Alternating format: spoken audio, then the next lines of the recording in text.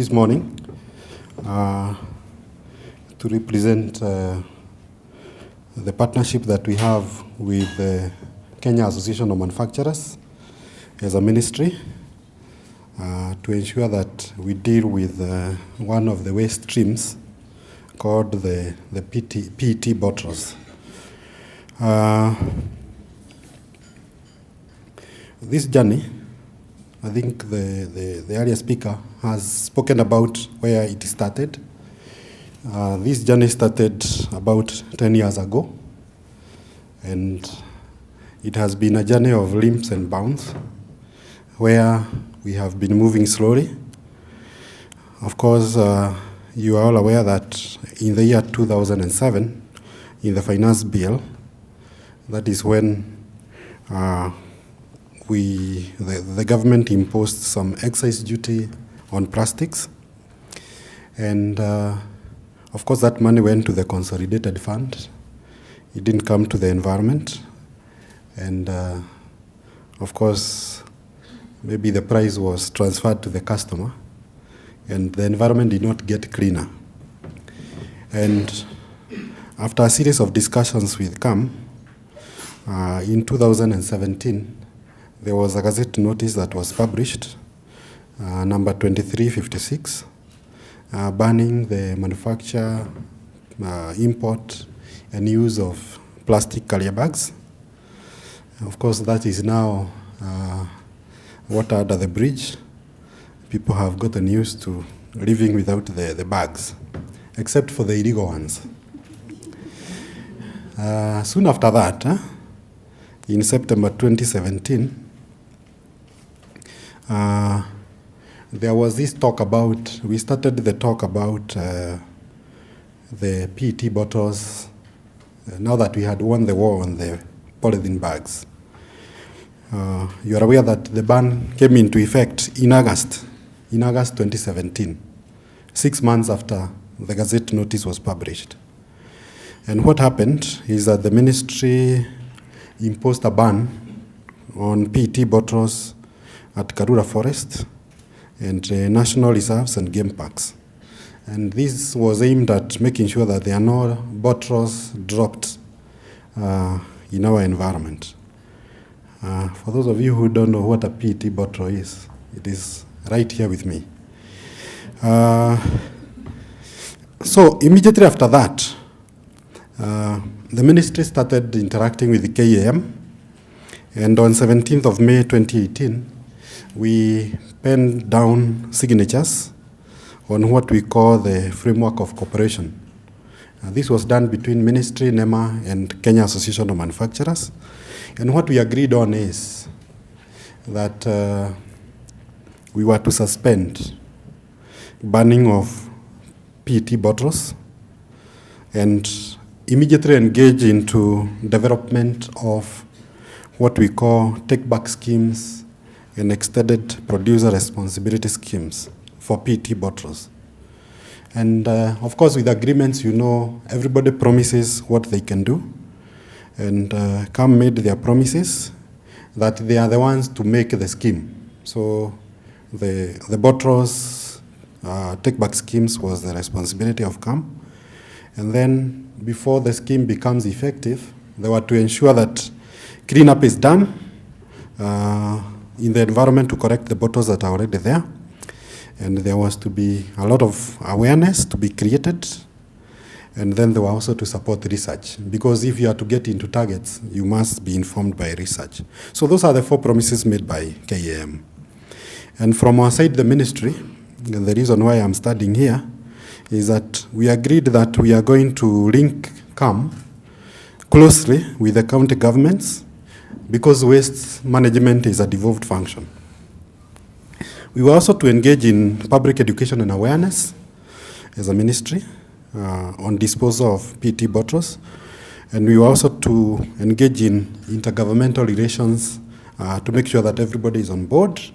And finally, if there is need for any policy, legislation, and any other measures to support the framework of cooperation, the ministry was to do that.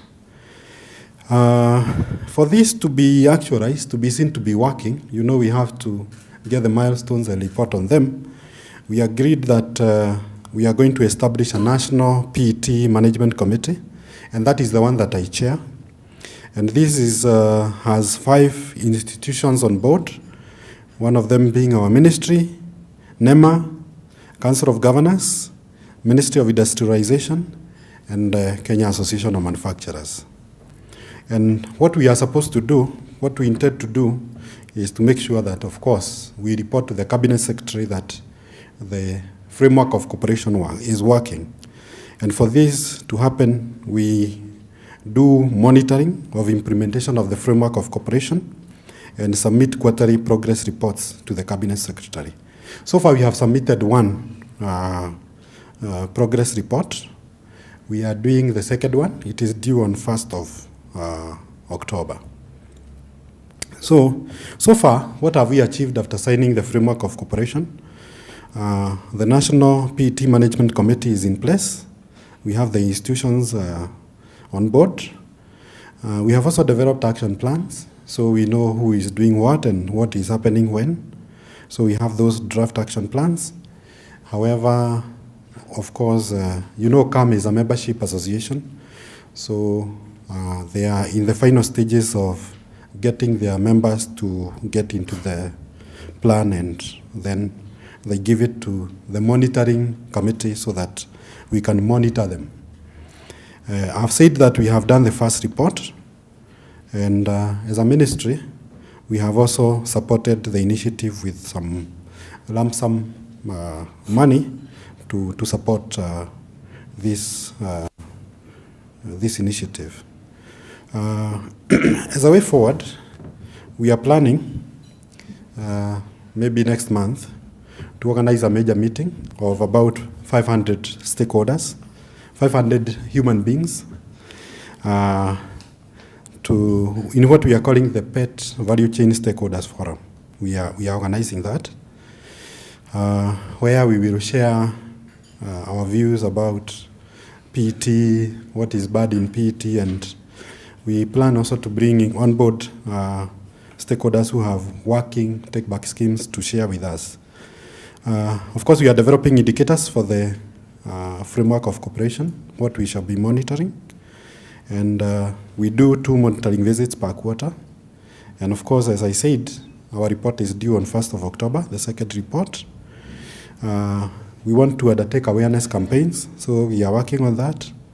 And of course, we are busy engaging the Council of Governors in getting on board, on this initiative, and also the counties. Now, why are we here today, and why are we excited about this? We are the strict instructions from our Cabinet Secretary that everything that is not put down in writing does not exist. And so word of mouth, it can't take you far. It has to be noted. Even the judge writes what you say, so that you are judged based on what is written. And one day, CAM visited the ministry, and they were told by the CS, "You are telling me you have engaged county government of Nairobi. Where is a written document?" Of course, they didn't have then. They talked of NTSA and all these people who are signing today. And so that is how we are working. Everything we say, it must be in writing. And that is the reason why we are here. And of course, after the writing, anybody who signs the document today, of course, you get into the box. You get into my box of being monitored. And so we will follow you up so that we make sure that together we are implementing what we have. The Friday after next, which we shall be doing both around Westlands and in Dandora in creating some awareness. With the NTSA and the waste collectors, you've also had, again, it is the beginning of activities. I think Dr. Macharia mentioned the conference that we are talking about. How do we bring people, stakeholders, and the issues together? What happens that we do mostly as KAM is a lot of policy-related matters, because what our specialty is, or our skill area is in discussing with government, crafting policy options, and suggesting new laws and systems that would work. So we are going to be also representing these parties, like the waste collectors, in our activity. So within like a framework of cooperation, we are discussing and raising their issues so that we can put them before government for particular action. So that is with regard to the MOU. I think the 3 of those questions were around the MOU. With regard to the collection points for waste, we are currently also discussing the same MOU, and we had actually hoped we would have the Council of Governors here with us today. As you know, waste management is actually a county responsibility. And one of the things that came up as we were working about building collection centers is that you need permission from each county even to put up the waste collection bins wherever you are. So we were working again with the Council of Governors. They actually have an environmental subcommittee. Unfortunately, we were not able to combine it with this start-off. So we are working with them to get those collection points. Having said that, we do have already, and we've participated in a couple of collection points with other partners. We have, Chandarana is already, the Chandarana supermarkets have a collection point and a take-back spot. We've done some with FONAP. Can I remember what that stands for? Friends of the Nairobi National Park, is it? And I want to say that we sell to manufacturers. Most of the materials that we are able to collect and process is able to find market here, about 60%, so to speak. But we also import some of the other waste overseas to other countries, like Asia, and some even to Europe. So our local customers are in the manufacturing industry, but as I had said, we don't have what perhaps we could call a significant market, because we are only having, let's say for instance, on the side of plastic, rigid plastics and films, we only have about, less than